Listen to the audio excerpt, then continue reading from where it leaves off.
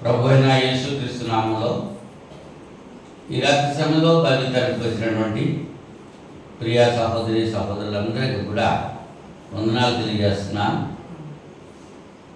అలాగే యూట్యూబ్లో దేవుని యొక్క వాక్యం వింటున్నటువంటి ప్రతి సహోదరి సహోదరునికి చింతపల్లిలో ఉన్నటువంటి క్రీస్తు సంఘం తరపుగా హృదయపూర్వకమైన వందనాలు తెలియజేస్తున్నామండి.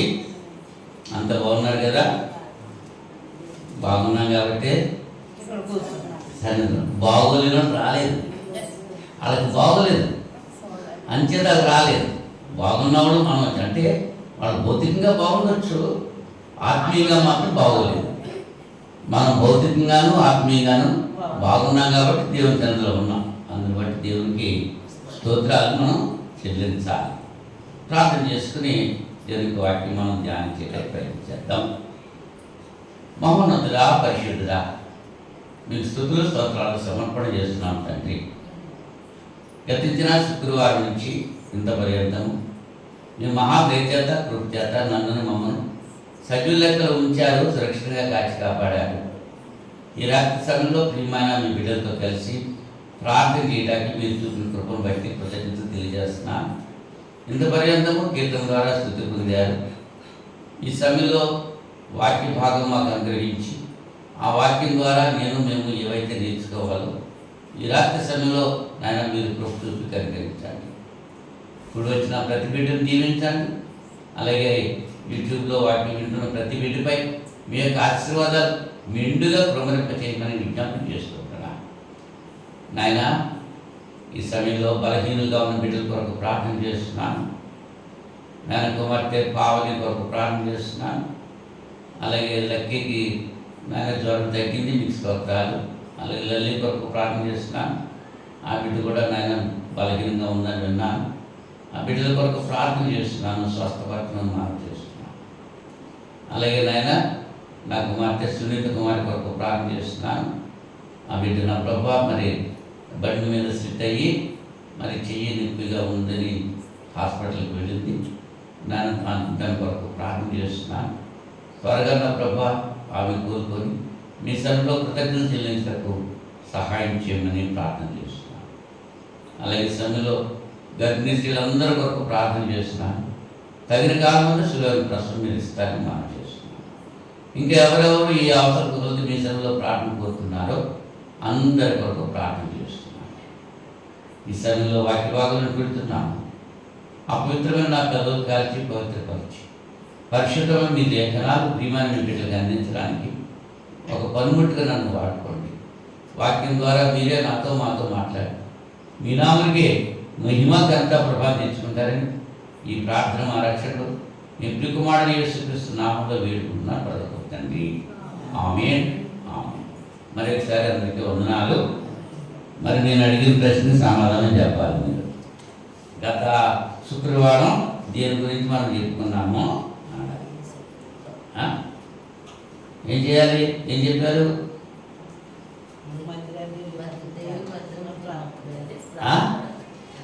ఏంటమ్మా? వెరీ గుడ్, బాగా గుర్తుంది. జీవము గల అంటే దేవుని సంఘంలో జనుల యొక్క ప్రవర్తన ఎలా ఉండాలి అని చెప్తున్నాం. సమయాన్ని పాటించాలి, ప్రవర్తన సరిగా ఉండాలి. మనం కూర్చునేటువంటి విధానంలో, మాట్లాడేటువంటి విధానంలో సంఘం యొక్క క్రమతని పాటించాలని, సంఘ నాయకత్వానికి లోబడి ఉండాలని, నీ తోటి సభ్యుల క్షేమం కొరకు ప్రయాసపడాలని, దేవుని యొక్క వాక్యం శ్రద్ధగా విన్నటువంటి వాక్యాన్ని వివేచించి ఆ వాక్యాన్ని మన జీవితాల్లో అన్వయింప చేసుకోవాలని, అందరితో కలిసి పాటలు పాడేటప్పుడు అందరూ కలిసి పాడాలని, అలాగే కృతజ్ఞత కానుకలు కూడా చెల్లించి దేవుని మహిమపరచాలని, అందరినీ కూడా వచ్చిన ప్రతి ఒక్కరిని కూడా చిరునవ్వుతో పలకరిస్తూ సంతోషంగా సమాధానంగా పూర్ణమైన హృదయంతో దేవుణ్ణి ఆరాధించాలనేటువంటి ఈ విషయాలు గత శుక్రవారం మనం నేర్చుకున్నాం. అవునండి. అయితే ఈ దినాన్ని క్రైస్తవుడి యొక్క ప్రయాస గురించి ఆలోచించేటట్టు ప్రయత్నించారు. తిమోతి 2వ పత్రిక 4వ అధ్యాయం తిమోతి 2వ పత్రిక 4వ అధ్యాయం మొదటి 5 వచనాలు నేను చదువుతున్నాను. జాగ్రత్తగా మీ గ్రంథాలను పరిశీలన చేయండి. గ్రంథాలు లేని వాళ్ళు చెవులు బాగా ఆలకించండి. దేవుని ఎదుటను సజీవులకు మృతులకు తీర్పు క్రీస్తు యేసు ఎదుటను ఆయన ప్రత్యక్షతతోడు ఆయన రాజ్యముతోడు నేను ఆనబెట్టి చెప్పున్నది ఏమనగా అన్నాడు. ఇక్కడ దేవుని ఎదుటను సజీవులకు మృతులకు తీర్పు తీర్చు క్రీస్తు యేసు ఎదుటను. తీర్పు తీర్చేది ఎవరో? దేవుడు కాదు, యేసుక్రీస్తు తీర్పు తీరుస్తాడు. అవునా? రక్తమించుకున్నది ఎవరో? దేవుడు కాదు, యేసుక్రీస్తు తను రక్తమించుకున్నాడు. యేసు ప్రభువును మృతుల్లో నుంచి లేపింది ఎవరో? తండ్రి అయినా దేవుడు. అవునా? లోకానికి పంపించింది ఎవరో? తండ్రి అయిన దేవుడు. ఆ తండ్రి అయిన దేవుని ఎదుట, కుమారుడు క్రీస్తు ఎదుట ఆయన ప్రత్యక్షతోడు ఆయన రాజ్యంతోడు నేను ఆనబెట్టి చెప్పుకున్నది ఏమన్నా ఆజ్ఞ పెట్టి చెప్తున్నాడు అన్నమాట పౌలు గారు తిమోతితో. ఏం చెప్తున్నాడంట? వాక్యమును ప్రకటించము. ఏం ప్రకటించాలి? వాక్యమే ప్రకటించాలి, ఇంకేమో ప్రకటించాలి. నాకు తలకాయ కూడా అవుతుంది, నాకేమో మెల్ల నొప్పులు ఉన్నాయి, నా పిల్లడికేమో పెళ్ళి అవ్వలేదు, నా కూతురికేమో పిల్లలు పుట్టలేదు. వీటి గురించి కాదు చెప్పడం. ఏం చెప్పాలి? వాక్యము ప్రకటించాలి. వాక్యము ప్రకటించము.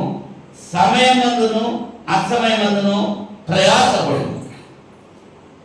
సమయమందు అసమయమందు కూడా దేని గురించి ప్రయాసపడాలి? వాక్యము ప్రకటించడానికి ప్రయాసపడాలి. సంపూర్ణమైన దీర్ఘశాంతముతో ఉపదేశించుచు ఖండించము, గద్దించము, బుద్ధి చెప్పుము. 3 చేయాల్సిందే. ఖండించాలి, గద్దించాలి, బుద్ధి చెప్పాలి. ఎందుచేత ఈ కార్యక్రమాలు చేయాలనంటే, ఎందుకనగా జనులు హితబోధన సహింపగా దురదజీవులు గలవారై తమ స్వకీయ దురాశలకు అనుకూలమైన బోధకులు తమ కొరకు పోగు చేసుకుంటున్నారు. ఆ బోధకుల్ని తమ కొరకు ఏ గుడ్డి పక్షి ఆ గుడికే జాగ్రత్తలంట. అవునా? ఈ హిత బోధ అంటే ఇష్టపడతలేదు, ఆరోగ్యకరమైన బోధ అంటే ఇష్టపడతలేదు, సెకండరీ లేదు. దురదజీవులు గల వారిగా ఉండి స్వకీయమైన దురాశలకు అనుకూలమైన బోధకులు. మా బోధకుడు మాకు అనుకూలంగా ఉండాలి, మేము ఎప్పుడు పిలిస్తే అప్పుడు రావాలి.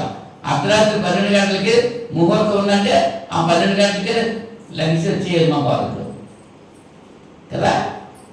7 గంటలకే పెళ్లి చేయాలి పొద్దున్నంటే ఆ ముహూర్తాన్ని పెళ్లి చేయడానికి వచ్చేయాలి ఆ బోధకుడు. అదే 3 గంటలకు పెళ్లి కుదిరి చేయాలి, రావాలంటే ఆ బోధకుడు వచ్చేయాలి, ప్రార్థన చేయాలి. అలాంటి బోధకులను ఏర్పాటు చేసుకుంటున్నారు. జనులు హితబోధన సహించట్లేదు, దురదజీవులు కలిగారుగా ఉంటున్నారు. స్వకీయమైన దురాశలకు అనుకూలమైన బోధకుల్ని పోగు చేసుకుంటున్నారు. సత్యములకు చెవిపట్టలేదు, కల్పనా కథల వైపు తిరిగి కాలము వస్తుంది అని. సత్యానికి చెవిపట్ల వాక్యం ఏది చెప్తుందో దానికి ఇష్టపడతలేదు. అయితే నీవు అన్ని విషయంలో మితముగా ఉండుము, శ్రమపడము, సువార్తికుని పని చేయము, నీ పరిచర్యను సంపూర్ణముగా జరిగించు. నువ్వు అన్ని విషయాల్లో కూడా ఎలా ఉండాలి? మితంగా ఉండాలి, శ్రమ పడాలి, సువార్తికుని పని చేయాలి. శ్రమ పడాలి, దేవుడి గురించి శ్రమ పడాలి, వాక్యం కొరకు శ్రమ పడాలి, నీ ఆహారం కొరకు శ్రమ పడాలి, శ్రమ పడాలి, సువార్త పని చేయాలి. నీకు కావలసిన వస్త్రాల కొరకు నువ్వు శ్రమ పడాలి, నీకు కావలసిన ఆహారం కొరకు నువ్వు శ్రమ పడాలి, నీకు కావలసిన గృహం కొరకు నువ్వు శ్రమ పడాలి. నువ్వు శ్రమ పడుతూ సువార్త పని చేయి. అందుకని శ్రమ పడుతూ మానేసి నేను కూర్చుంటాను, బాష్పడలు వేసి కూర్చుంటాను, క్యారెల్ ఎట్టుకొచ్చేయండి, నేను తినేస్తాను, శాంతి అంటాను, అది కాదు. అవునా? శ్రమపడము, సువార్త పని చేయము అని పౌలు గారి చేత ఆయన చేసి చెప్తున్నాడు. ఆయన చేయకుండా చెప్పట్లేదు. ఆయన శ్రమపడ్డాడు కాబట్టి ఆ సువార్త పని వరకు ప్రయాసపడటమే మాత్రమే కాదు, ఆయన శ్రమపడి జారాలు చుట్టుకుని కష్టపడి పని చేసి సువార్త పని చేశాడు. ఆయన ఎవరో జీతం ఇస్తే పని చేయటం కాదు, లేకపోతే ఎవరో చందాలు ఇస్తారు కదా అని పని చేయటం కాదు. ఆయన ఎలా పని చేశాడు? కష్టపడి పని చేసి దేవుని యొక్క సువార్త ప్రకటించాడు. ఈయన తిమోతి గారితో ఏం చెప్తున్నారంటే, ఏమంటున్నారు? సమయమందును అసమయమందును ప్రయాసపడము అన్నాడు. ఈ రహస్యంలో ప్రయాసము అనేటువంటి విషయం గురించి మనం ఆలోచన చేయడానికి ప్రయత్నించేద్దాం. ఈ ప్రయాసం ఉన్నది రెండు రకాలైనటువంటి ప్రయాస. ఒకటి మన శరీరానికి సంబంధించినటువంటి అవసరాల కోసం ప్రయాసపడడం. రెండోది మన ఆత్మకు సంబంధించినటువంటి విషయాల కొరకు ప్రయాసపడడం. అవునా? మొట్టమొదటి శరీరాన్ని గురించి ప్రయాసపడడం అనేటువంటి విషయాన్ని మనం ఆలోచన చేస్తే, దేవుడు ఆదాము హవ్వల్ని చేసిన తర్వాత ఈ తోట చెట్ల ఫలాలు అన్నీ తినండి, ఈ చెట్టు ఫలం మాత్రం తినొద్దు అని చెప్పాక దేవుడి మాటకు లోబడక అపవాది మాటకు లోబడిపోయి దేవుడు తినొద్దన్న పండు తిన్నారు, దేవుడిచ్చిన ఆజ్ఞ మీరారు. అప్పుడు దేవుడు వారిని శపించాడు. 3వ అధ్యాయము ఆదికాండం 16వ వచనంలో స్త్రీతో మాట్లాడుతున్నాడు, నువ్వు వేదనతో బిడ్డలను అంటావు, నువ్వు ప్రయాసతో బిడ్డలను అంటావు. ఏమంటావు? నీ నీ నీ గర్భ నీ ప్రయాసమును నీ గర్భ వేదనను మిగుల హెచ్చించదను అన్నాడు. వేదనతో అంటే నువ్వేం చేయాలి? ప్రయాసపడుతున్నావు. దేని వరకు? బిడ్డలను అంటానికి ప్రయాసపడుతున్నావు. నేటి దినాల్లో అంత ప్రయాస లేకుండా ఇంజక్షన్లు ఇచ్చేస్తున్నారు, లేకపోతే పూసేస్తున్నారు, తీసేస్తున్నారు. అప్పుడు మరి బిడ్డలు కంటానికి ఎంత ప్రయాస! ఒక మరణం, ఒక చావు నుంచి బయటకు వచ్చినట్టే తెలిసింది కాదు. అవునా? అటువంటి పరిస్థితి. ప్రయాస అంటే ఈ ప్రయాస దేని వరకు? బిడ్డలు కంటం కోసం. ఆ నెక్స్ట్ 17వ వచనంలో ఆదాముతో చెప్తున్నాడు, ఏమంటున్నాడు?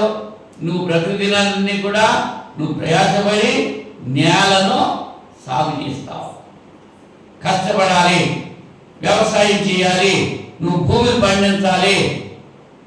అవ్వమేమో పిల్లలు గంట ఉంటే ఆ పిల్లలు పెంచడానికి కావాల్సిన సదుపాయాలు ఆదాంగా తీసుకురావాలి. అవునా? అందుకోసం ఏం చేయాలి? ప్రయాసపడాలి. ప్రయాసముతోనే నీ బ్రతుకు దినములన్నీ దాని పంట ప్రయాసే. బిడ్డల గంటకి ప్రయాస, మనం పెంచడానికి ప్రయాస. ఇది భౌతికమైనటువంటి ప్రయాస అనేటువంటి విషయాన్ని మనం గుర్తించాలి. యాకోబు ప్రయాస పడ్డాడు.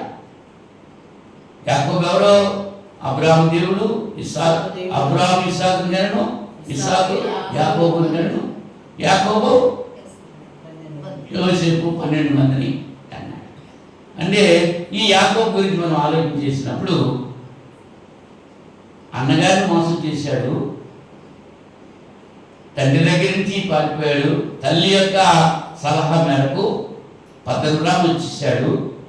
అక్కడ తను మేనమా ఉన్నాడు లాబాను యొక్క కుమార్తెలు ఉన్నాడు. అవునా?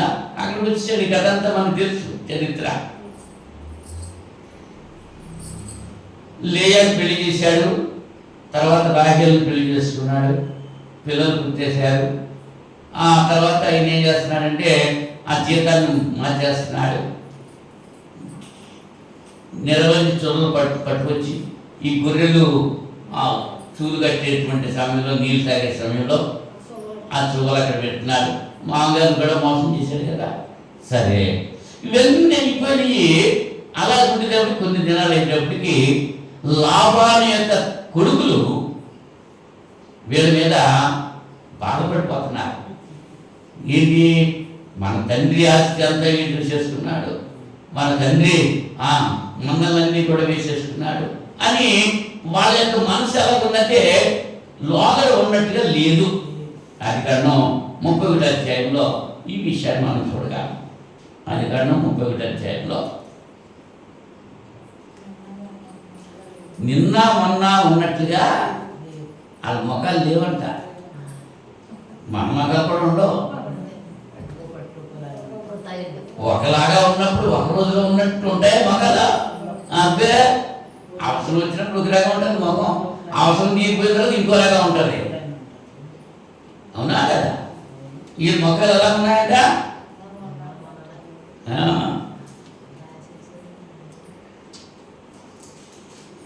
ఇదిగోండి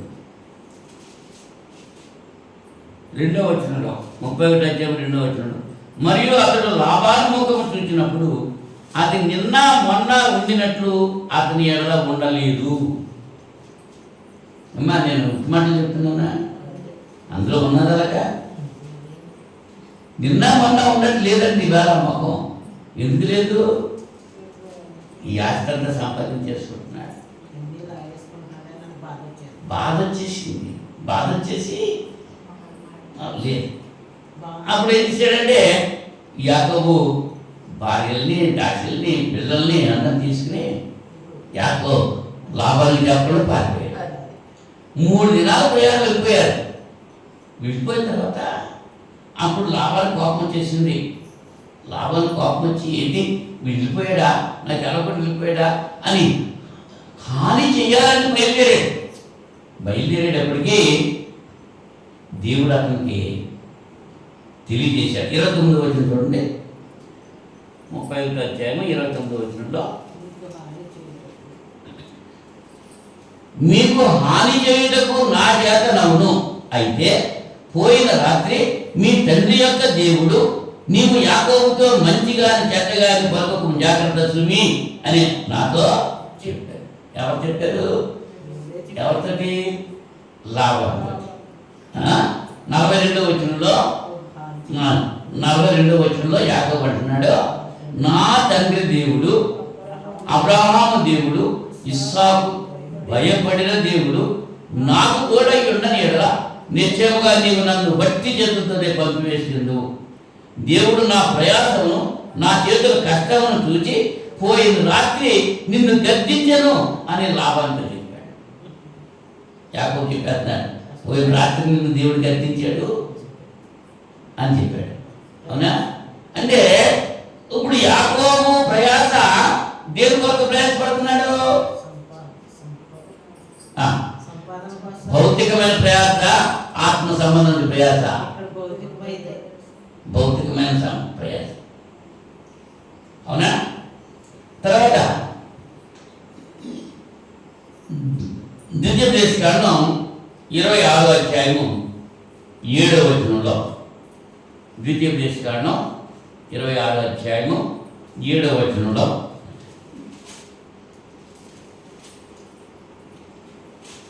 ఇజ్రాయేలీలు ఐగుప్తు దేశంలో బానిసలుగా ఉన్నారు.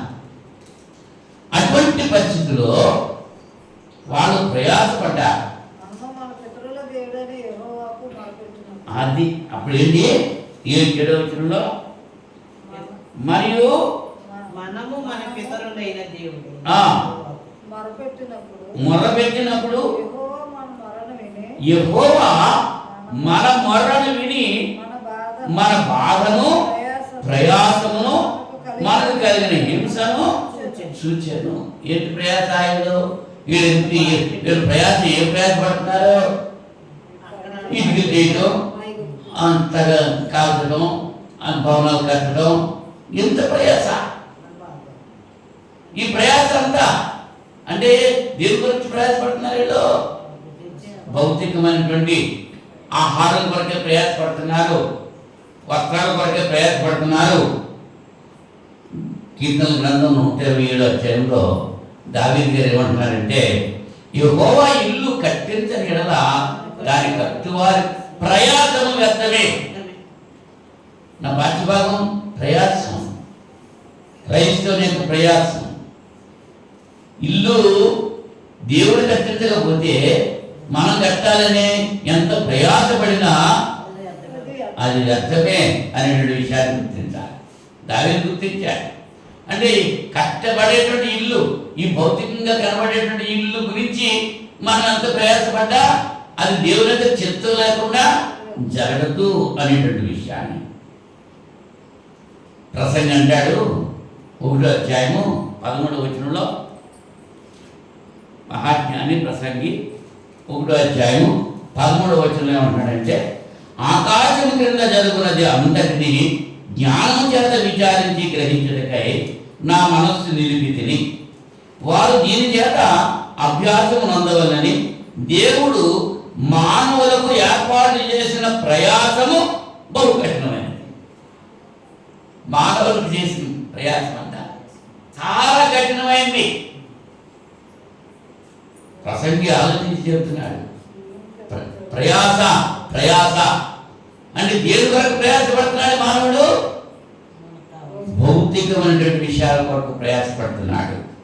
యెషయా గారు 14వ అధ్యాయము 4వ వచనంలో ఇటువంటి ప్రయాసని దేవుడు ఏం చేస్తాడు అనేటువంటి విషయాన్ని యెషయా గారు తెలియజేస్తున్నారు. 14వ అధ్యాయము 4వ వచనంలో ఈ ప్రయాసం అంతటిని కూడా దేవుడు నీ బాధను నీ ప్రయాసను నీ చేత చేయింపబడిన కఠిన దాస్యమును కొట్టివేసి యెహోవా నిన్ను విశ్రమింప చేయు దినమున అపహాస్యపు గీతము ఎత్తి పడతావు. నీ బాధను నీ ప్రయాసమును నీ చేత చేయింపబడిన కఠిన దాస్యమును కొట్టివేసాడు దేవుడు. భౌతికమైనటువంటి విషయాల గురించి ప్రయాస గురించి ఇక్కడ ఆలోచన చేశాం. యేసుప్రభు గారు అంటారు మత్తయి సువార్త 11వ అధ్యాయము 28వ వచనంలో, ప్రయాసపడి భారం మోస్తున్న సమస్తమైన వారారా నా దగ్గరికి రండి, నేను మీకు విశ్రాంతి చేస్తాను. కానీ మానవుడు ఏం చేస్తాడు? ఆయన దగ్గర రావట్లేదు, ఎక్కడెక్కడికో వెళ్ళిపోతున్నాడు. దేవుని సరిదంటే ఇష్టత లేదు. మనం ఆదివారం చెప్పాం కదా, చూస్తాను ఆదివారం శుక్రవారం ఇవాళ చెప్పినటువంటి ప్రసంగానికి ప్రతిఫలం ఎలా వస్తుందో, శుక్రవారం బైబిల్ గ్రంథానికి ఎంతమంది వస్తారో, శుక్రవారం చూస్తారని చెప్పేసి ఆదివారం నేను ఎంతమంది వచ్చారా వాళ్ళు? ఆయన రమ్మంటున్నాడు. ఈ ప్రయాసపడి భారం వచ్చిన సమస్తమైన వాళ్ళ అన్నాడు. కొంతమందిని అనలేదు, ఏ కులం వాళ్ళు అనలేదు, ఏ మతం వాళ్ళు అనలేదు, ఏ దేశం వాళ్ళు అనలేదు, ఏ రాజ్యం వాళ్ళు అనలేదు. సమస్తమైన జనములారా నా దగ్గరికి రండి, నేను మీకు విశ్రాంతి కలిగజేస్తాను అని మనం ఏం చేసుకున్నాం?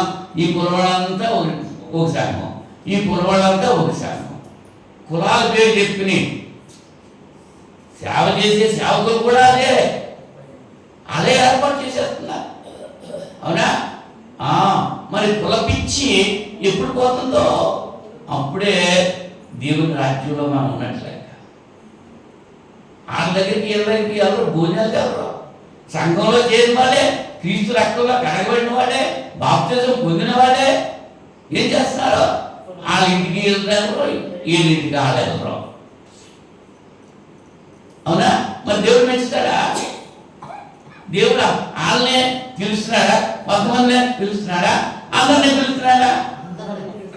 మరి అందరు రావాలి కదా. వాళ్ళు వస్తే మేము రాము, మేము వస్తే వాళ్ళు రాదు అనేటువంటి సంఘటనలు జరుగుతున్నాయి సమాజంలో. అవునా కాదా? అవి మార్చుకోవాలా వద్దా? ఈ ప్రయాస భౌతిక సంబంధం ప్రయాస గురించి మనం ఆలోచన చేసాం. అయితే పౌలు గారు తిమోతితో చెప్పేటువంటి ప్రయాస భౌతికమైన సమస్య ప్రయాస కాదు, ఆత్మ సంబంధమైన ప్రయాస. ప్రభు అవునా ఎలాగా ప్రయాసపడాలి, ఎటువంటి రీతిగా ప్రయాసపడాలి అనేటువంటి విషయాన్ని మనం చూస్తే ప్రయాస అంటే కష్టపడటం, దీంట్లో కష్టపడాలి. పౌలు గారు చెప్పిన ప్రయాస ఆధ్యాత్మికమైనటువంటి ప్రయాస. ఈ ప్రయాస మనం కలిగి ఉండాలి అని అంటే ఎలాగ మనం చేయాలి, ఏం చేయాలి, ఏం చేస్తే దేవుడు మనం మెచ్చుతాడు, క్రైస్తవుడిగా ప్రయాస పడాల్సింది, ఆత్మ సంబంధమైన ప్రయాస పడాలంటే క్రైస్తవుడు ఏం చేయాలి అనేటువంటి విషయాన్ని ఈ రాత్రి సమయంలో మనం ఆలోచన చేయడానికి ప్రయత్నం చేద్దాం. రోమపత్రిక 16వ అధ్యాయము 12వ వచనంలో, రోమపత్రిక 16వ అధ్యాయము 12వ వచనంలో, ప్రభువునందు ప్రయాసపడు త్రుఫేనాకును త్రుపోసాకును వందనము. అంటే వీళ్ళిద్దరూ కూడా ఏం చేశారు? ప్రభునందు ప్రయాసపడ్డారు. ఎవరండి వాళ్ళు?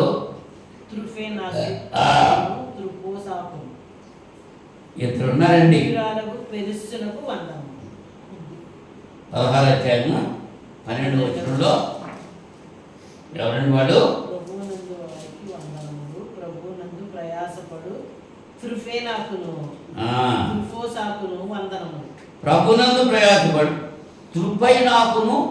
త్రుపోసాకును వందనములు, ప్రియురాలకు పెర్సిస్సునకు వందనములు, ఆమె ప్రభువునందు బహుగా ప్రయాసపడేది. ఆత్మీయంగా ప్రభువునందు ప్రయాసపడ్డాలి. అవునండి. ఎవరు? పెర్సిస్సు, ప్రియురాలైనటువంటి పెర్సిస్సు ప్రభువునందు బహుగా ప్రయాసపడ్డాలి. కొరింథీ మొదటి పత్రిక 15వ అధ్యాయము 10వ వచనంలో, కొరింథీ మొదటి పత్రిక 15వ అధ్యాయం 10వ వచనంలో, నేను ఏమై ఉన్నానో అది దేవుని కృప వల్లనే అయి ఉన్నాను, మరి నాకు అనుగ్రహింపబడిన ఆయన కృప నిష్ఫలం కాలేదు, కానీ వారందరికంటే నేను ఎక్కువగా ప్రయాసపడింది. ప్రయాసపడినది నేను కాను, నాకు కూడా ఉన్న దేవుని కృపయే.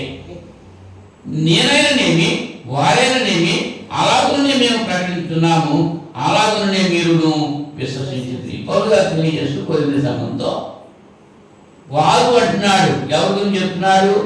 పౌలు గారు మొట్టమొదట అపొస్తలుడు కాదు. మొదటగా పిలువబడ్డ అపొస్తలులు 12 మంది. మరి పౌలు గారు ఎప్పుడు కడపటి వాడను అంటున్నాడు, అందరికంటే కడపటి వాడను అంటున్నాడు. 7వ వచనంలో చూడండి, ఆయన యాకోబును అటు తర్వాత అపొస్తలులకు అందరికీ కనబడెను, అందరికీ కనబడ్డ అకాలమందు పుట్టినట్టున్న నాకును కనబడెను. ఎలాగనగా నేను అపొస్తలులందరిలో తక్కువ వాడను, దేవుని సంఘమును హింసించినందున అపొస్తలుడు అనబడుటకు యోగ్యుడను కాను. పౌలు గారు అనుకుంటున్నాడు, నేను అపొస్తలుడు అనిపించుకున్న యోగ్యత లేదు అని. ఆయన అంటే ఈవేళ అబద్ధ బోధకుల రైతులు అపొస్తలుడు పేరు తగిలించేసుకుంటున్నారు ముందు. పౌలు గారేమో అపొస్తలుడు అనిపించుకుంటానికి నాకు యోగ్యత లేదు అని చెప్పి ఒప్పుకున్నాడు. ఆ యోగ్యత ఉందా లేదా? ఆయనకి ఉంది, కానీ ఏమంటున్నాడు? ఒప్పుకోవట్లేదు. కానీ ఈనాడు కొంతమంది అబద్ధ బోధకులు ఏం చేస్తున్నారు? అపొస్తలుడు పేరుకు ముందు తగిలించేసుకుంటున్నారు. అపొస్తలుడు పరమజ్యోతి అంట, అపొస్తలుడు రకరకాలు. అవునా? మరి వీళ్ళెవరన్నమాట? వాళ్ళు దొంగ అపొస్తలుడు అన్నారు. అవునా? 58వ వచనంలో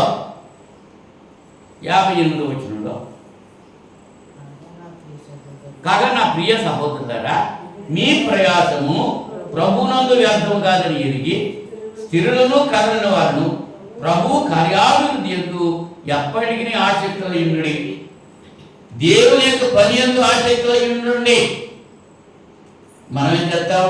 దేవుని పని పక్కన పెట్టేస్తాం, మన పని మీదే ఆసక్తి కలిగి ఉన్నాం. కానీ ప్రయాస దేని మీద ఉండాలంట? దేవుని పని యందు. అంటే ఆశీర్వాదాలు పొందాలని అంటే ప్రయాస, దేవుని పని చేయడంలో ప్రయాస కలిగి ఉండాలి అనేటువంటి విషయం ఇక్కడ తెలియజేస్తున్నాడు. కొరింథీ మొదటి పత్రికలో మళ్ళీ 16 వచనంలో 16 వచనంలో కూడా కాబట్టి సహోదరులారా అట్టి వారికి పనిలో సహాయం చేయొచ్చు ప్రయాసపడుచు ఉండు వారికి అందరికీ మీరు విజయులై ఉండవల్లని మిమ్మల్ని బతిమాలుకుంటున్నాను. దేవుడి పని చేస్తున్న వారికి ఏం చేయాలి? మీరు సహకరించాలి, వారికి సహాయం చేయాలి. చూడండి 15 వచనంలో స్టెఫను ఇంటి వారు అక్కయ్య యొక్క ప్రథమ ఫలమై ఉన్నారని వారు పరిశుద్ధులకు పరిచయం చేయుటకు తమను తాము అప్పగించుకుని ఉన్నారని మీకు తెలియనున్నాడు. స్టెఫను ఏం చేశారండి? రాళ్ళతో కొట్టి చంపారు. మరి స్టెఫను కుటుంబంలో ఏం చేయాలి? దేవుని సేవ చేస్తుంటే రాళ్ళతో కొట్టి చంపారు కాబట్టి ఆ దేవుని సేవ మాకొద్దు అని ఆ కుటుంబం సేవలను చెప్పుకోవాలి. మరి మన అయితే మనకేం జరుగుతుంది? ఏదైనా కష్టం కలిగింది అనుకో, ఇక దేవుడి సరిగ్గా మాకు అక్కర్లేదు. మేము అనుకున్నది అవ్వలేదండి, పార్టీకి వచ్చి ప్రవేశపెట్టి అనుకుంటున్నారు చాలా మంది. లేదా అన్నారు లేదా? అనుకుంటున్నారు లేదా? ఎందుకు మానేస్తున్నారు దేవుని సరిగ్గి? మాకు కావాల్సింటే అంటే భౌతికమైన ఆశీర్వాదం కొరకు ప్రయాసపడుతూ భౌతిక విషయాలు జరగట్లేదని ఆత్మీయమైన విషయాలు విడిచిపెట్టేస్తున్నారు. దేవుని సన్నిధిని దూరపరుచుకుంటున్నారు. ఎవరు వాళ్ళు? విశ్వాసులా అనిలా? విశ్వాసులను పైకి చెప్పిన వాళ్ళే. అన్యులంటే ఎరగలేదు దేవుణ్ణి, వాళ్ళ గురించి కాదు. దేవుని ఎరిగిన వాళ్ళు ఎలా ఉన్నారు? స్టెఫను ఇంటి వారు ఎలా ఉన్నారు? స్టెఫను రాళ్లతో కొట్టి చంపిన ఆ కుటుంబం పరిశుద్ధులకు పరిచయం చేయడంలో తాము అప్పగించుకున్నట్లుగా చూస్తున్నాం. పరిశుద్ధులకు పరిచయం చేస్తున్నాం. దేవుని పని చేసేటప్పుడు దేవుని పని చేసే వారికి సహకరించాలి. మనం సహకరిస్తున్నామా? ఎంతవరకు సహకరిస్తున్నాం? దేవుని పనే కదా.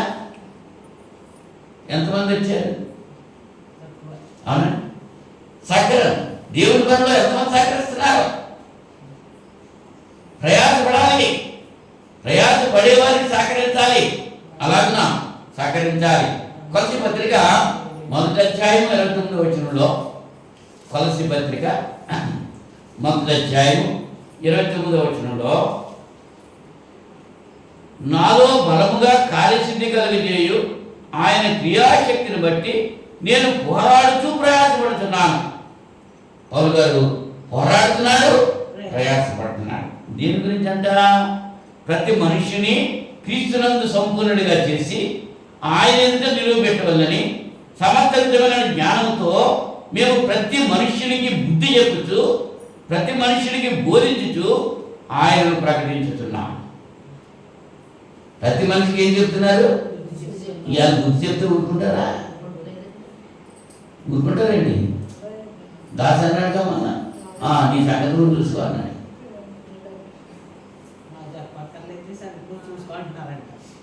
ప్రతి మనుష్యునికి బుద్ధి చెప్పాలి. చెప్పాలా వద్దా? ప్రతి మనిషికి బోధించాలి, వ్యక్తిగతంగా బోధించాలి, బుద్ధి చెప్పాలి. ఆయనను ప్రకటించుతున్నాను. ఆయన ప్రకటించేటప్పుడు ప్రతి మనిషికి మానక బుద్ధి చెప్పాలి, ప్రతి మనిషికి మానక బోధించాలి. చెప్పాలి కదా. తెలియకపోతే ఎలా వస్తాడు? వినాలి కదా. వినుట వల్ల విశ్వాసం కలుగుతుంది. వినుట క్రీస్తు గురించి వార్త చెప్పాలి. మనమే చెప్తాం, సులువుగా చెప్తూ ఉంటారు. ఆ గొడవ ఈ గొడవ అని. క్రీస్తు గురించి చెప్తున్నారా? మానక బుద్ధి చెప్పాలి, మానక హెచ్చరించాలి, మానక బోధించాలి. అవునా? బోధించాలి. 4వ అధ్యాయం 12వ వచనంలో, కొలసీ పత్రికలోనే 4వ అధ్యాయం 12వ వచనంలో, మీలో ఒకడును క్రీస్తు యేసు దాసుడునైన ఎపఫ్రా మీకు వందనములు చెబుతున్నాడు. మీరు సంపూర్ణులను ప్రతి విషయంలో దేవుని చిత్తమును గురించి సంపూర్ణ ఆత్మనిశ్చయత గలవారినై నిలుకడగా ఉండవాలని ఇది ఎల్లప్పుడూ మీ కొరకు తన ప్రార్థనలో పోరాడుతూ ఉన్నాడు. ఎపఫ్రా గురించి తెలియజేస్తున్నాడు. మీ గురించి అనా ఇతడు మీ కొరకును లవోదికే వారి కొరకును హియరా పులివారి కొరకును బహు ప్రయాసపడుతున్నాడని ఇతరుని గురించి సాక్ష్యమిచ్చుతున్నాను. మీ గురించి ప్రార్థన చేస్తున్నాం వాళ్ళు చెప్తున్నారు. అవునా? ఎపఫ్రతి ఏం చేస్తున్నాడు? ఎపఫ్రా వాళ్ళ గురించి ప్రయాసపడుతున్నాడు, ప్రార్థన చేస్తున్నాడు. మీ గురించి ప్రార్థన చేసేవాడు ప్రయాసంగా ప్రార్థన చేస్తున్నారు. మీరు చేస్తున్నారా ప్రార్థన? ఎంతసేపు నా కుటుంబం, నా బిడ్డలు, నా భర్త, నా కార్యాలు, నా పరివారు, మా యజమానులు, మా అంతే తప్ప ఇతరుల గురించి ప్రార్థన చేసే వాళ్ళు చాలా తక్కువ మంది ఉంటారు. ప్రయాసపడి ప్రార్థన చేయాలి, అందరి కొరకు ప్రార్థన చేయాలి. వెస్లీ గారి తల్లి సుసన్న వెస్లీ ఆమె తన కుమారులందరి కొరకు రేయి మొదటి జామున ప్రార్థన చేస్తే ప్రారంభిస్తే ఆ తెల్లపోయిందట, 4వ జాము అయిపోయిందట. ఆవిడ ప్రార్థన చేసేటప్పుడు అందుకు వెస్లీ గారు అన్నారు, నా తల్లి ప్రార్థనా ప్రవాహంలో మీరు కొట్టుకు వచ్చారు అన్నాడు. మరి మనం తల్లులుగా ఉన్నా తండ్రులుగా ఉన్నా మనము మన బిడ్డల కొరకు అంత ప్రార్థన చేస్తున్నామా? అమ్మా, ప్రార్థన చేయాలి. మనం ఏం చేయలేం. ప్రార్థన సమస్త కార్యాల్ని నెరవేరుస్తుంది. ప్రార్థన చేయలేనటువంటి కార్యం ఏమీ లేదు. ప్రార్థించాలి. మోషే ప్రార్థన చేశాడు, మన్నాను కురిపించాడు దేవుడు. ఏలియా ప్రార్థన చేశాడు, ఆకాశం తగ్గిని రప్పించాడు. వర్షం వచ్చిందా లేదా? వర్షం ఆగిచేశాడు. ఏలియా మన వంటి మనుషుడే, కానీ ఆసక్తితో ప్రార్థన చేశాడు. యెహోషువ ప్రార్థన చేశాడు, సూర్యచంద్రుని ఆపేశాడు. ప్రార్థన. మరి మన ప్రార్థన ఎవరిని ఆపుతుంది? మన ప్రార్థన ఏం చేస్తున్నాం? ఎవరి కొరకు నీ మట్టుకు నువ్వే చేసుకుంటున్నావా? ప్రయాసపడుతున్నావా? ఎపఫ్రా అందరి కొరకు సంపూర్ణంగా ఉండాలని ప్రయాసపడ్డాడు అనేటువంటి విషయాన్ని పౌలు గారు ఎపఫ్రా గురించి తెలియజేసుకుంటున్నారు. ఒకటి, మరి ఆ ప్రయాస పౌలు గారు చెప్పినటువంటి ప్రయాస మనం కలిగి ఉండాలి. ఏ విషయాల్లో కలిగి ఉండాలి అంటే, ఒకటి ప్రభు పని కొరకు ప్రయాసపడాలి. రెండవదిగా మనం చూస్తే పక్షి పత్రికలోనే మనం చదువుకున్నాం, మొదటి అధ్యాయము 28-29 వచనాల్లో ప్రతి మనుషుని క్రీస్తునందు సంపూర్ణులుగా చేయాలి. అక్కడ బోధించాలి అనేటువంటి మాట మనం చూస్తున్నాం. ప్రతి మనుషునికి బోధించు. ప్రకటించడం వేరు, బోధించడం వేరు. బోధించేటప్పుడు బుద్ధి చెప్పాలి, ప్రకటించేటప్పుడు బుద్ధి చెప్పాలి ఉండదు. ప్రకటించడం అంటే తెలియజేయడం అంతే. సువార్త ప్రకటించేటప్పుడు బుద్ధి చెప్పేటువంటి అవకాశం ఉండదు. సువార్త బోధించేటప్పుడు బుద్ధి చెప్పాలి. తప్పులు సరిచేయాలి, ఖండించాలి, గద్దించాలి. బోధించేటప్పుడు బుద్ధి చెప్పాలి. బోధన వేరు, ప్రకటన వేరు. అర్థమైందా? ఎక్కడ బోధ ఉండాలి? సంఘంలో బోధ ఉండాలి. ఎక్కడ ప్రకటన ఉండాలి? సంఘం బయట ప్రకటన ఉండాలి. సంఘంలో లేనటువంటి వారు, క్రీస్తుని తెలియనటువంటి వారు, వాళ్ళకి ప్రకటన చేయాలి. సంఘంలో ఉన్న వాళ్ళకి బోధ చేయాలి. బుద్ధి లేదు అని ఎందుకు బుద్ధి చెప్పాలి? బుద్ధి కలిగి ప్రవర్తించడం లేదు. నువ్వు సరిగా రావట్లేదు, సమయానికి రావట్లేదు, వచ్చినా నిద్రపోతున్నావు, నిద్రపోయినా గురి పెట్టేస్తున్నావు. పక్కోడు కూడా దేవుని యొక్క వాక్యం వినకుండా నీ గురే కనపడుతుందండి. అది బుద్ధి ఉందా? ఆ బుద్ధి లేని వాళ్ళకి ఏం చేయాలి? బుద్ధి చెప్పాలి. బుద్ధి కలిగి ప్రవర్తించాలని చెప్పాలి. దేవుని చెందులో ఎలా ఉండాలో చెప్పాలి. అది మూడవదిగా మనం చూస్తే తిమోతి మొదటి పత్రిక 6వ అధ్యాయం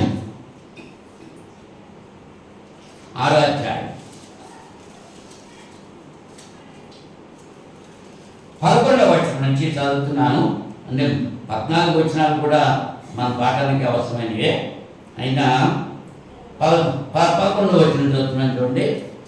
దైవజనుడా, నీవైతే వీటిని విసర్జించి నీతిని, భక్తిని, విశ్వాసమును, ప్రేమను, ఓర్పును, సాత్వికమును సంపాదించుకున్నట్టు ప్రయాసపడు. ఎందుకు ప్రయాస? దేని కొరకు ప్రయాస? వీటిని సంపాదించుకోవాలి. ఎన్నున్నాయి? 6 ఉన్నాయి. ఏంటమ్మా? నీతి, నీతి, భక్తి, విశ్వాసము, ప్రేమ, ఓర్పు, సాత్వికం. వీటిని సంపాదించుకుంటే ప్రయాసపడాలి. ప్రయాసపడకుండా రావు. డబ్బులే ఊరికొచ్చేస్తాయి. డబ్బులు ఊరికొచ్చేస్తాయా? మరి డబ్బులే ఊరికి రానప్పుడు ఇవాళ వస్తాయి ఊరికినే. ప్రయాసపడాలి. నువ్వు ఎంత ఖర్చు పెట్టుకుంటే వస్తాయి. నీతి ఎలా వస్తుందమ్మా? నీతి నీతి కలిగి ఉండడానికి ప్రయాసపడు. నీతి లేని వాడు కోతి కంటే పాడు. నీతి కలిగి ఉండడానికి ప్రయాసపడు. నీతి ఏంటి?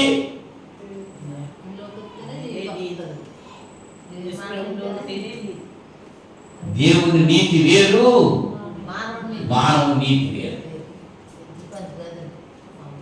అట్టు పెట్టినోడికి అట్టున్నర పెట్టాలి అన్నది ఎవరి నీతి? మానవ నీతి. మానవ నీతి. మరి దేవుని నీతి ఏంటో తెలుసా? నీ అట్టు నీకు మళ్ళీ తిరిగి పెట్టినోడికి నువ్వు అట్టు పెట్టాలి. అదే దేవుని నీతి. మన నీతి ఏంటి? మన ఇంట్లో ఫంక్షన్ చేసుకున్నాము. మనతో సాటి వారినో మనకంటే ఎక్కువ ఉన్నవాడినో పిలుస్తూ ఉంటాం. మనకంటే తక్కువ వాళ్ళు ఒకవేళ మనం పిలబడి వచ్చారనుకో వాళ్ళని చిన్న చూపు చూస్తాం. ఒకసారి రాజమండ్రి పెళ్లికి వెళ్ళాను.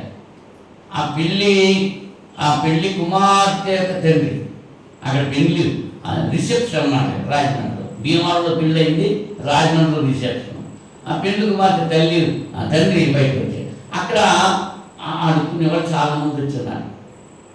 ఒక 10-15 మంది వచ్చున్నారు. వాళ్ళకి ఎవరు భోజనాలు లేవు, పెట్టేవాళ్ళు ఎవరు లేరు. ఇక్కడేమో పంచపక్షి పరమాల తరిగా ఉన్నాయి, గుమగుమలుగా వాసన చేస్తున్నాయి. వాళ్ళు వచ్చి, అయ్యా నేను ఒకడు వచ్చాడు సిద్ధు గారు అంటే బొమ్మ కావాలంటే వచ్చాడు ఆహారం కొరకు అడుగుతున్నాను. ఆ 10 మంది వచ్చారు. వచ్చినప్పుడు ఏం చేయాలన్నా నేను చూశాను. మీరు ఇక్కడే ఉండండి, విన్నంత అయిపోయిన తర్వాత మీకేమన్నా మిగిలితే అప్పుడు మీకు పెడతారన్నాడు. అరే అది ఎవరి మీది? మానవుడు. ఈశ్వరుడు ఏమన్నాడు? నువ్వు విందు చేసేటప్పుడు తిరిగి మరలా నీకు వాళ్ళని పిలువు అంతే తప్ప మళ్ళా నీకు మళ్ళీ ఇచ్చేవాడికి మళ్ళీ ఇవ్వడం అది మానవ నీతి. ఇవ్వలేనివాడికి పెట్టడం అనేది దేవుని నీతి. ఆ నీతి మనం పొందాలి. దానికోసం ప్రయాసపడాలి. ఎందుకోసం ప్రయాసపడాలి? నీతి తర్వాత ఏంటి? భక్తి. భక్తి అన్నది ఇవాళ బుద్ధి కోసం భక్తి చేస్తున్నారు. చెప్పేవారు బుద్ధి కోసం చెప్తున్నారు, వచ్చేవారు కూడా బుద్ధి కోసం వస్తున్నారు. అంతే కదా? భక్తి అన్నది ముక్తి కోసం లేదు. చాలా మంది తక్కువ. ముక్తి కోసం అంటే ఈ లోక సంబంధం వాటి వరకు ప్రాప్తులు ఆడరు. యశ్ప్రభు చెప్పారు, మీకు ఏం కావాలో నాకు తెలుసు, మొదట నా నీతిని రాజ్యాన్ని వెతకండి, తిరుపతి ఇస్తాను. ఆయన నీతిని రాజ్యాన్ని వెతకడం మానేసి ఏం కావాలనుకుంటున్నారు? ఏం తినాలి, ఏం త్రాగాలి, ఏం కట్టుకోవాలి, ఎక్కడ నివాసం చేయాలి, వీటి వరకే ప్రాధాన్యతున్నారు. అది భక్తి అనుకుంటున్నారు. అది భక్తి ఏమాత్రం కాదు. అది అందరికీ వస్తుంది. భక్తి చేయడం వస్తలేదా? అవునా? వాళ్ళు తింటలేదా? వాడు ఉండలేదా? వాడు ఉద్యోగాలు చేసుకోవట్లేదా? వాడు పెళ్ళిళ్ళు చేసుకోవట్లేదా? వాడు ఇల్లు కట్టుకోవట్లేదా? మరి ఇంకా భక్తి అది? ఇంకా వాళ్ళగా నువ్వు ఉంటే నీ భక్తి అది అంటే భక్తిగా ఉంటే నువ్వు ప్రయాసపడు. అది ప్రయాస. భక్తి. విశ్వాసం ఏంటి? విశ్వాసం ఉందా? నమ్మకం వేరు, విశ్వాసం వేరు. విశ్వాసం అంటే ఎన్ని ఆపదలు వచ్చినా, ఎంత కష్టం వచ్చినా ప్రభు సేవను విడిచిపెట్టకూడదు. అది విశ్వాసం కదా? మరి కష్టాలు వచ్చేటప్పటికి కొంచెం నొప్పట్టిందంట, తుమ్ములు వస్తున్నాయంట, ఏంటి దేవుని సన్నిధి అక్కర్లేదు, కొంచెమే, ఏం లేదు, విశ్వాసం లేదు. విశ్వాసం కలిగి ఉంటే దేవుని సన్నిధికి వస్తే అన్నీ దొరుకుతాయి. విశ్వాసంతో మనం వేడుకోవాలి. నీకు ఆవగినంత విశ్వాసం ఉంది. ఈ కొండను వెళ్ళి సముద్రంలో పడమంటే పడిపోతాడ. ఎంత ఉండాలని విశ్వాసం? ఆవగినంత విశ్వాసం. అసలు ఆవగిన చేతులు దొరుకుతాయి మనకి. అంత విశ్వాసం కూడా లేదు. ఉన్నదా? ప్రభువా చెప్తున్నారు అంత్య దినముల్లో విశ్వాసంలో విశ్వాసం కలుగుందనా అన్నాడు. విశ్వాసంలోనే విశ్వాసం లేదంట. మరి ఇక బయటలో విశ్వాసం ఎప్పుడు ఉంటుంది? నువ్వు నమ్మితే దేవుడిని పూర్తిగా నమ్మాలి. ఆయన ఏదో విశ్వాసం ఉండాలి. అయ్యగారు జ్వరం వచ్చింది ప్రార్థన చేయండి, ప్రార్థన చేసుకుని వెళ్ళిపోతాడు. ఎందుకంటే మంచిదిలే, వెళ్ళిపోయి పెంటపడి తాళం చేసి కట్టేసుకుంటారు. దేని మీద ఉందని విశ్వాసం? తాడు మీద ఉందా, ప్రార్థన మీద ఉందా? ప్రార్థన మీద ఉంటే తాడు దగ్గరికి ఎందుకు వెళ్తావు? నల్ల మొత్తాలు కట్టేసుకుంటున్నారు కాళ్ళు. అవునా? దేవుడిచ్చిన బిడ్డలు దేవుడి కొరకు పెంచడం మానేసి గర్భఫలం యెహోవా ఇచ్చు బహుమానమే కదా. ఆ ఇచ్చిన బిడ్డలకు ఏం చేస్తున్నారు? మోకాలంటే బొట్లు పెట్టేస్తున్నారు. రెండు కాళ్ళకి తాళ్ళే, రెండు చేతులకి తాళ్ళే, మొక్కలు కట్టేస్తున్నారు. నవకాళ్ళు అంట. అవి కట్టమన్నాడా దేవుడు? అంటే నీ ఎవరి మీద విశ్వాసం లేదు? దేవుడి మీద విశ్వాసం లేదు. అంతేదా విశ్వాసం సంపాదించుకుంటానికి ప్రయాసపడాలి. అందరూ అది చేస్తున్నారండి, మరి మేము వెళ్ళంటే అలాగా అనుకుంటున్నాను. అందరితో పాటు అందరూ నిత్యాగ్నిలో వెళ్ళిపోతారు, నువ్వు కూడా వెళ్ళిపోతావా? అవునా? వారిలో నుంచి కడలి ప్రత్యేకంగా ఉండండి అని పితృగారు ఆ పుస్తకాలు 2:42 చెప్పారు. మూర్ఖులకు ఈ తరం వారికి వీరై రక్షణ పొందండి. వాళ్ళలాగా ఉండకూడదు. అంటే ప్రయాసపడాలి. ఎందుకు ప్రయాసపడాలి? నీతి కొరకు ప్రయాసపడాలి, భక్తి కొరకు ప్రయాసపడాలి, విశ్వాసం కొరకు ప్రయాసపడాలి, ప్రేమ కొరకు ప్రయాసపడాలి. ప్రేమ కలిగి ఉన్నప్పుడు ప్రయాస. ప్రేమ ఉందమ్మా? ఎక్కడుంది ప్రేమ? ప్రేమ ప్రేమ ఎక్కడ? నీ చిరునామా ఎక్కడని పాట పాడింది. ఉందా ప్రేమ? లేదు. ఎక్కడికి వెళ్ళిపోయిందో? అనేకుల్లో ప్రేమ చల్లారును అన్నాడు. ఏం చల్లారిపోయింది? ప్రేమ లేదు. భార్యాభర్తల మధ్య ప్రేమ ఉండట్లా, తల్లి బిడ్డల మధ్య ప్రేమ ఉండట్లా, అన్నదమ్ముల మధ్య ప్రేమ ఉండట్లా, స్నేహితుల మధ్య ప్రేమ ఉండలేదు. దావీదు యోనాతాను ఎంత ప్రేమించుకున్నారు, ఎంత స్నేహితులు వాళ్ళు. స్నేహితుల మధ్య అంత ప్రేమ ఈ దినాల్లో స్నేహితుల మధ్య ఉందా? ఏమైపోయింది? ప్రేమ చల్లారిపోయింది. అవసరాలు తీర్చుకుంటూ కొరకే కలిసి ఉంటున్నారే తప్ప హృదయపూర్వక ప్రేమతో కలిసి ఉండేటువంటి వారు చాలా తక్కువ. చెప్పుకోగా తిమోతి అంటున్నాడు, నువ్వు ప్రేమ కలిగి ఉంటాకి ప్రయాసపడు అన్నాడు. సాత్వికము కలిగి ఉండాలి, ఓర్పు కలిగి ఉండాలి, ఓర్చుకోవాలి. ఎంత ఓర్చుకోవాలమ్మా? యోబు గారు ఎంత ఓర్చుకున్నాడు? అవునా? మనం ఎవరు ఓర్చుకోగలుగుతున్నామా? ప్రతిదానికి సహనం లేదు, ఓర్పు లేదు, ఓర్చుకోవాలి. మరి యేసుప్రభువు ఓర్చుకున్నాడా లేదా? స్టెఫను ఓర్చుకున్నాడా లేదా? పౌలు ఓర్చుకున్నాడా లేదా? పేతురు గారు ఓర్చుకున్నాడా లేదా? మరి మనం ఓర్చుకుంటున్నామా? ఓర్చుకుంటే ప్రయత్నం చేయి, ప్రయాసపడు. నువ్వు ఎందుకు ప్రయాసపడాలంటే ఓర్పు కొరకు ప్రయాసపడాలి. శ్రమ, అవునా? ఆ శ్రమ వచ్చినప్పుడు ఓర్చుకోవాలి. శ్రమలో ఓర్పు ఉండాలి, ఓర్పు ఉండాలి, సహనం ఉండాలి. అవునా? ఈ రీతిగా సాత్వికము సంపాదించుకోవడానికి నువ్వు ప్రయాస పడాలి. మూడవదిగా, నాలుగవదిగా చూస్తే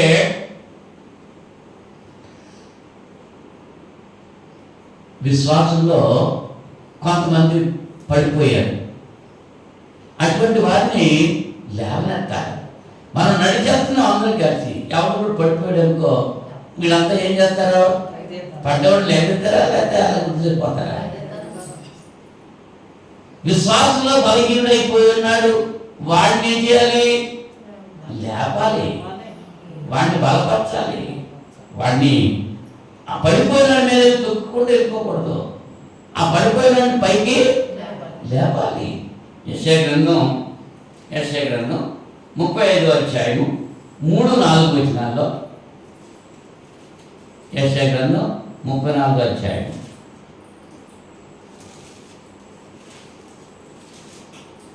3-4 సడలిన చేతులను బలపరచుడి, తొట్టిల్లు మోకాళ్ళను దృఢపరచుడి, తత్తరిల్లు హృదయములతో ఇట్లనుడి, భయపడక ధైర్యముగా ఉండుడి. ప్రతిదండన చేయటగా మీ దేవుడు వచ్చుచున్నాడు, ప్రతిదండనను దేవుడు చేయదగిన ప్రతికారము ఆయన చేయును, ఆయన వచ్చి తానే మిమ్మును రక్షించును. ఇంత తొట్టిల్లే మోకాళ్ళు, సడలిన చేతుల్ని బలపరచాలి. బలంగా ఉన్నవాడు, విశ్వాసంలో బలంగా ఉన్నవాడు విశ్వాసంలో బలహీనుడిని బలపరచాలి. అలా చెప్తున్నారా? మళ్ళీ వాళ్ళ కొరకు ప్రయాసపడుతున్నారా? ప్రార్థన చేస్తున్నారా? చేయాలి.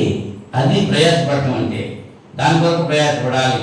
నెహెమ్యా గ్రంథం 2వ అధ్యాయంలో 17వ వచనంలో చూస్తే, నెహెమ్యా మరి రాజు దగ్గర ఉద్యోగం చేసేటువంటి వ్యక్తి. యెరూషలేము దేవాలయం పడగొట్టేశారు, యెరూషలేము గోడ అంతా పగలగొట్టేశారు శత్రువులు. ఆ గోడ పడిపోయినప్పుడు ఆ సంగతి తెలిసి నెహెమ్యా బాధతో ఉన్నాడు. నెహెమ్యా గ్రంథం 1వ అధ్యాయంలో చూస్తే మనం చూడగలం, రాజు దగ్గర గిన్నె అందించేటువంటి ఉద్యోగంలో ఉన్నాడు ఈయన.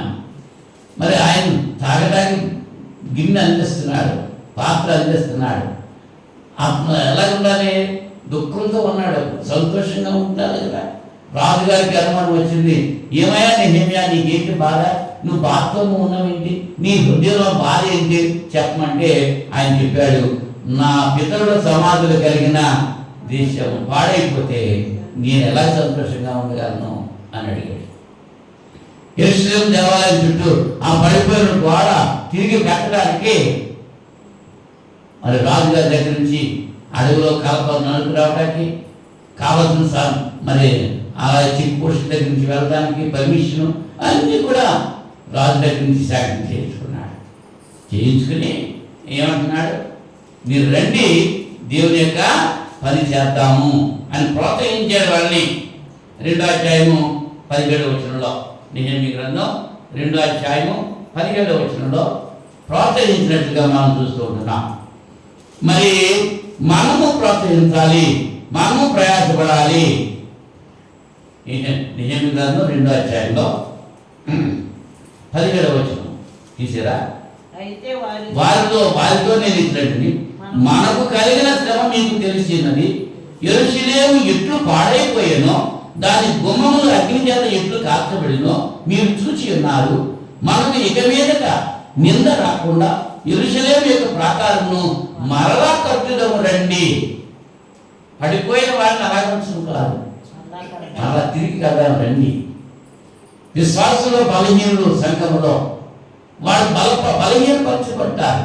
వాళ్ళ దగ్గరికి వెళ్ళి ప్రార్థన చేసి నువ్వు తిరిగి మళ్ళీ దేవుని సన్నిధికి రా అని చెప్పగలిగిన వాళ్ళు ఎంతమంది ఉన్నారు?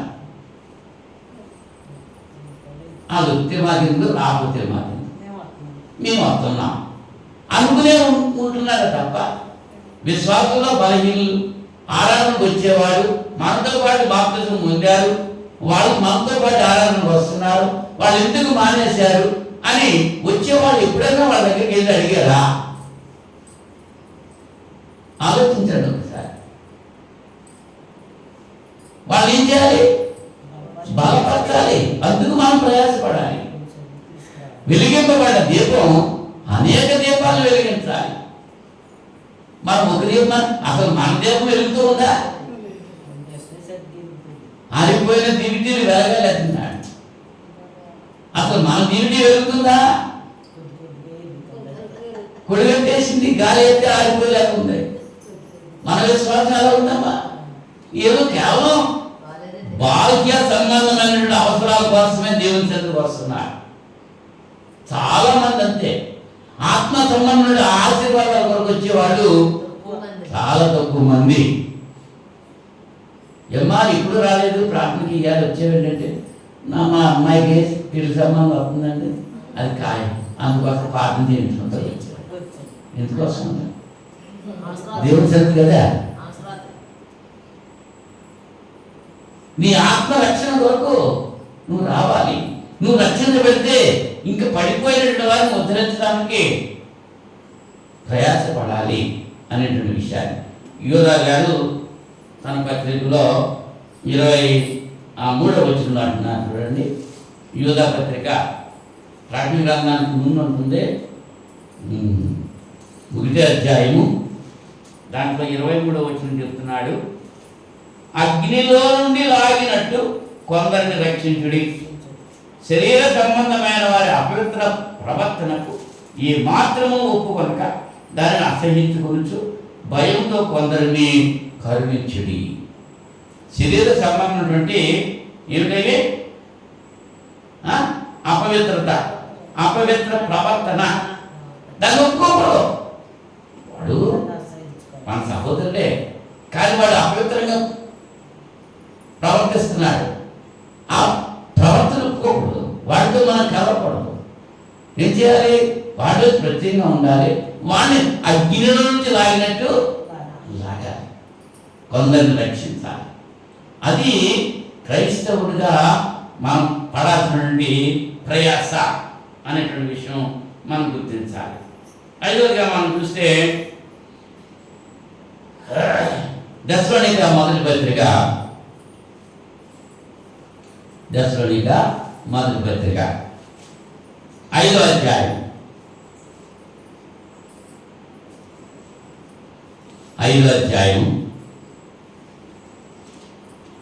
12-13 వచనాల్లో,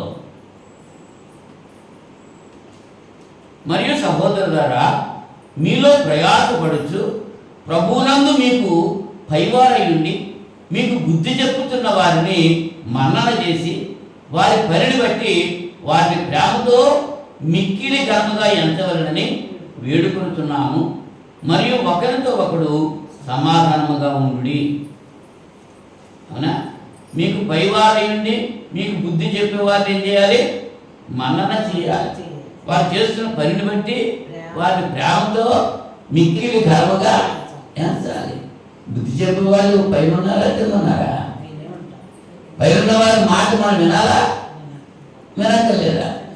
ఆ వినడానికే ప్రయాసపడాలి. ఇంచేత వినడం అంత తేలిక కాదు, చెప్పడం అంత తేలిక కానీ వినడం తేలిక కాదనుకుంటారు. వినేసి విడిచిపెట్టేస్తారు అంతే. దేవుడు 2 చెవులు ఎందుకు ఇచ్చాడు అంటే ఓ చెవులంతా వింటా, ఇంకో చెవులంతా విడిచిపెట్టేస్తా కన్నాడు అంటే. అమ్మా ఎందుకు ఇచ్చాడు 2 చెవులు? నోరు ఉంటే ఇచ్చాడు కదా.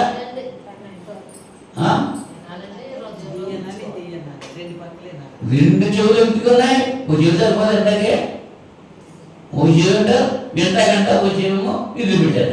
మరి లోపల ఉందా? మరి అంచేత శుక్రవారం ఏం పాఠం చెప్పామంటే, ఆదివారం ఏం పాఠం చెప్పామంటే ఇది లోపల ఉంటే కదా. అంచేత చెవులు ఓ చెవు మూసేసుకోండి, ఓ చెవు మూసేసుకుంటే బయటికి వెళ్ళకుండా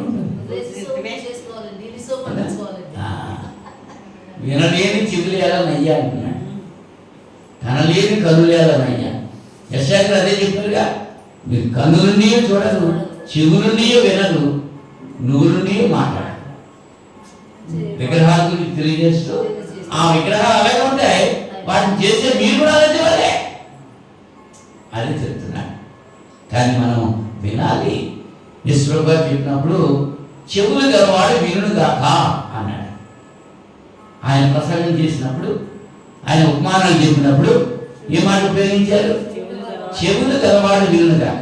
అంటే ఏ చెవులవి? వినగలిగే చెవులు, ఆత్మీయ సంగతులను విని గ్రహించేటువంటి చెవులు.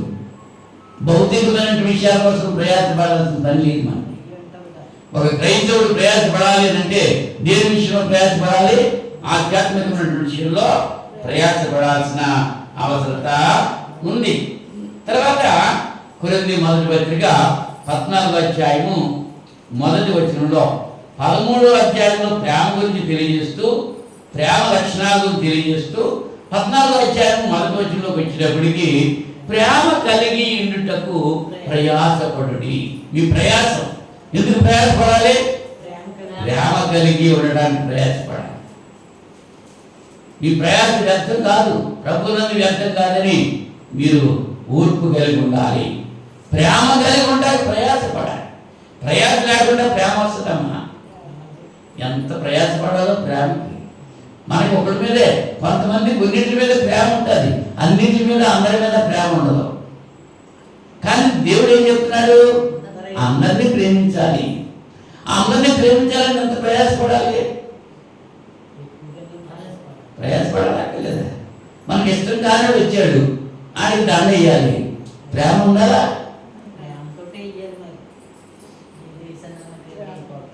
చూసారా? అంటే ప్రయాస, ప్రభునందు మీ ప్రయాస వ్యర్థం కాదని స్థిరులుగా మీరు ఉండాలి అని హెచ్చరిక చేస్తున్నాడు.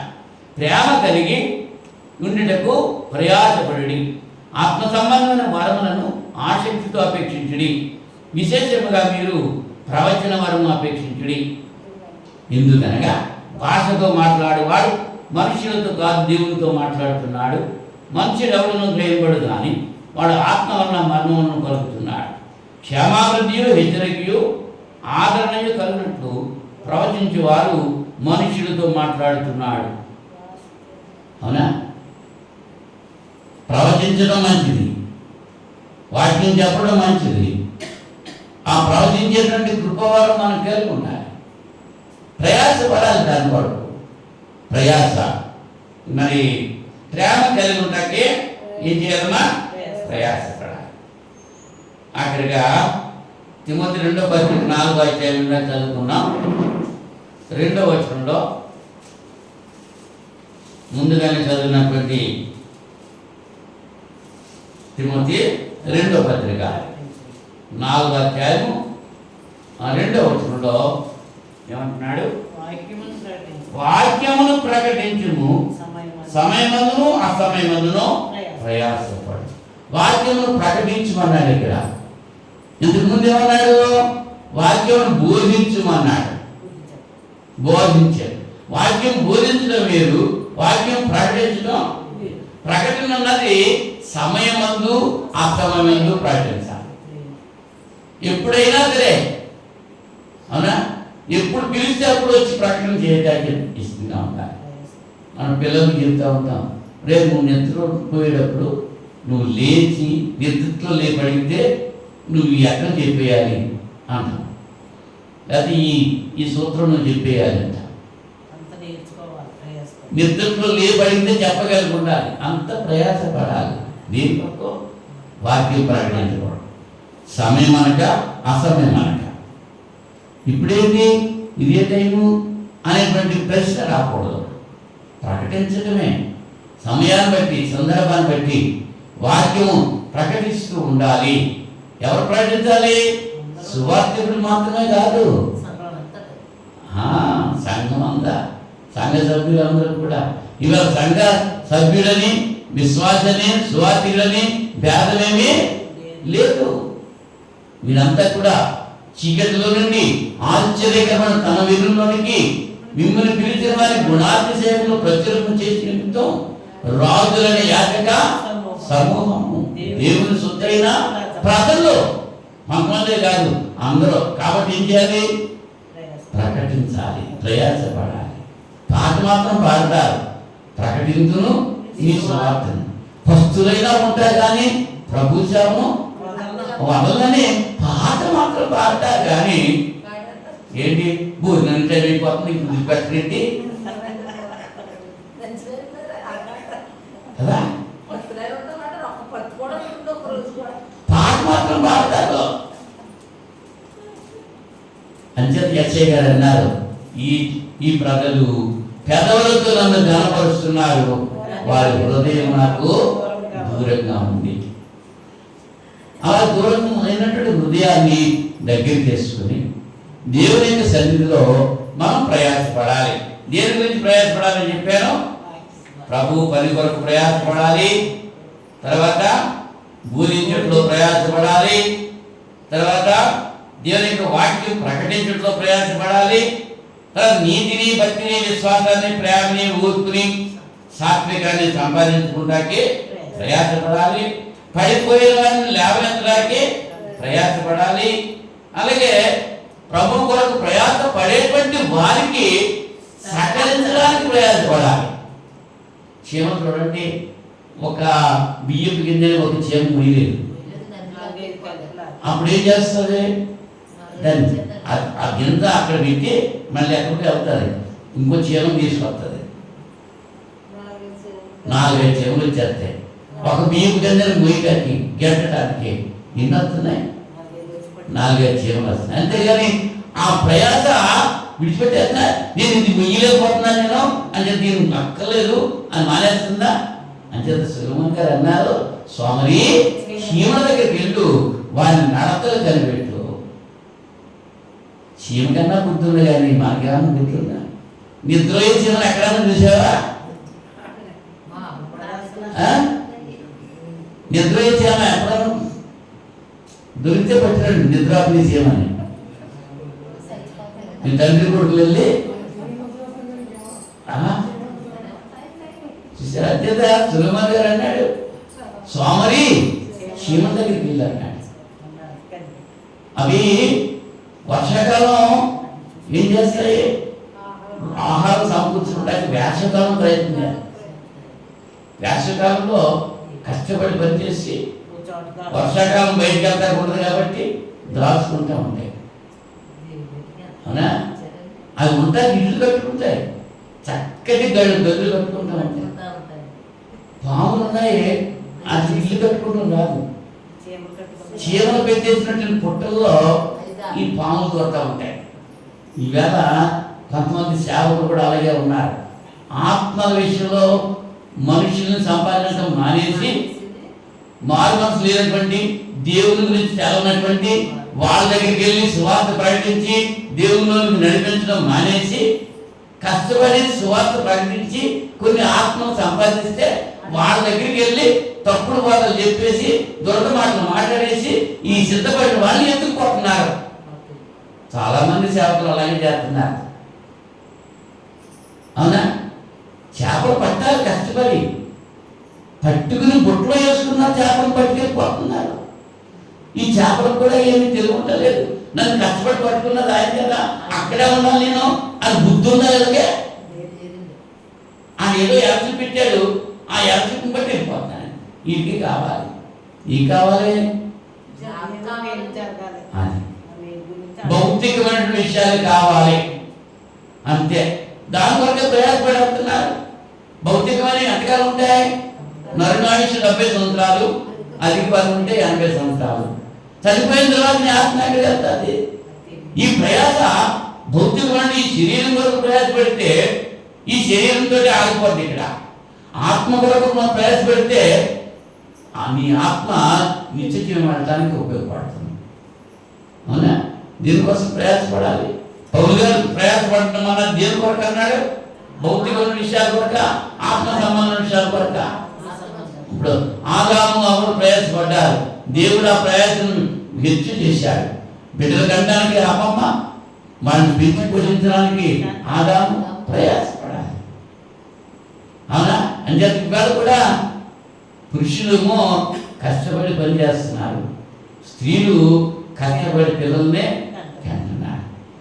ఇప్పుడు మరి ఉండే కొద్ది ఏమైపోతుంది?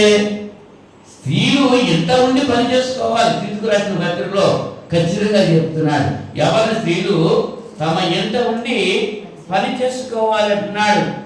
ఆయన తిట్టుకు పత్రిక 2వ అధ్యాయము 5వ వచనం చూడండి. దేవుని వాక్యం దూషింపబడుతున్నట్లు యవ్వన స్త్రీలు తమ భర్తలకు లోబడి ఉండి తమ భర్తలను, శిశువులను ప్రేమించు వారును, స్వస్థ బుద్ధి కలవారును, పవిత్రులను, ఇంట ఉండి పని చేసుకునే వారును. ఎలా ఉండాలి స్త్రీలు? ఇంట్లో ఉండి పని చేసుకోమని దేవుడు చెప్పాడు. వీధిలో తిరగమని చెప్పలేదు. ఈవేళ హ్యాండ్ బ్యాగ్లు ఎత్తుకొచ్చి, సెల్ ఫోన్లు ఎత్తుకొచ్చి డాక్టర్ గ్రూప్ కంటే వెళ్ళిపోతున్నారు. ఎక్కడికి ఏమ్మా చేస్తున్నారా లేదా? ఇప్పుడు ఇళ్ళ పట్టాలు కూడా ఎవరు ప్రార్థించేస్తున్నారు? ఆ లోన్లు కూడా ఎవరు ప్రార్థించేస్తున్నారు? కోళ్ళు పెంచుకుంటే కోళ్ళు కూడా ఎవరికి చేస్తున్నారు?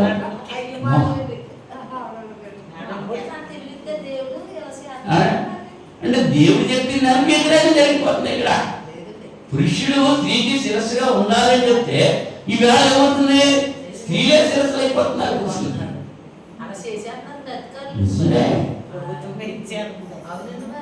ఇవాళ నీరు ఎత్తు నుంచి పొలాన్ని ప్రవహించాలి.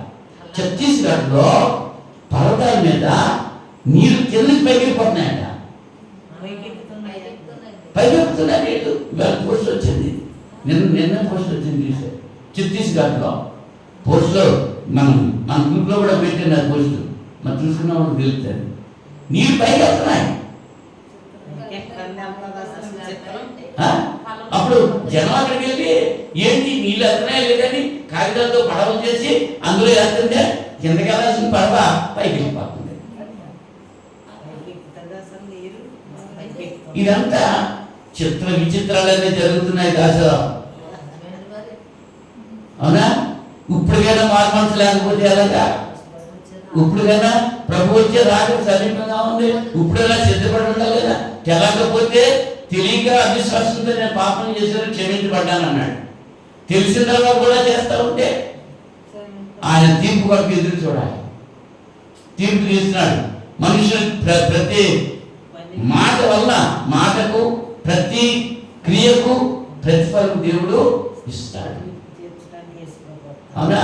ఆయన వస్తున్నాడు. వచ్చే దినాల్లో మనం ఉన్నాం. ఎప్పుడు వస్తాడో మనకే కనుక సిద్ధపడి ఉండాలి.